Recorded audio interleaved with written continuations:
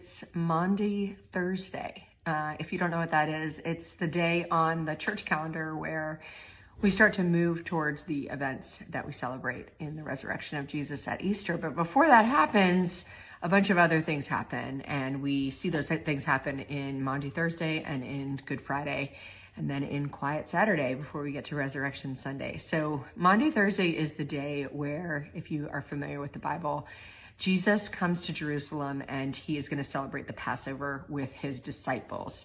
The Passover was a high Jewish holiday. It was celebrated by the Jews as a time of remembrance for when God delivered his people out of Egypt. He actually took them out of Egypt, and that happened through a series of plagues that ended with this idea that the angel of death was going to pass over everyone who had put blood over their doorway. So lamb's blood over their doorway was how that this death was going to pass over their family. And so the Passover is this celebration of God's grace to take his people out of bondage.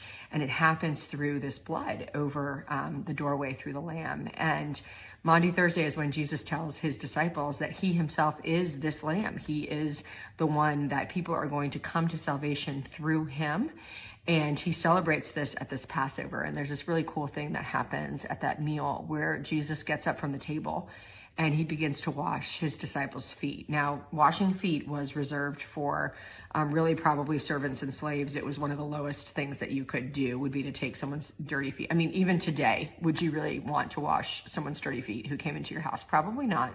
But it was this sign of hospitality, and it was an offer of comfort and of receiving people and bringing them in so that they could be clean for a meal. And yet, despite that tradition, Jesus actually gets up from the meal to wash his disciples' feet. And this is very alarming to his disciples, particularly Peter, one of his disciples.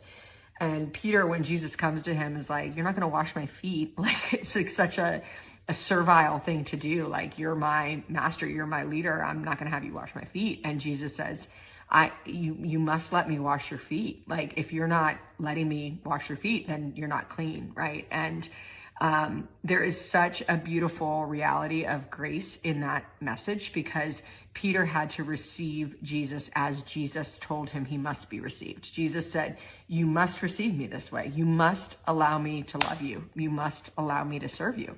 And that is the way to know me, to really know me. And so when we celebrate Easter, we celebrate salvation.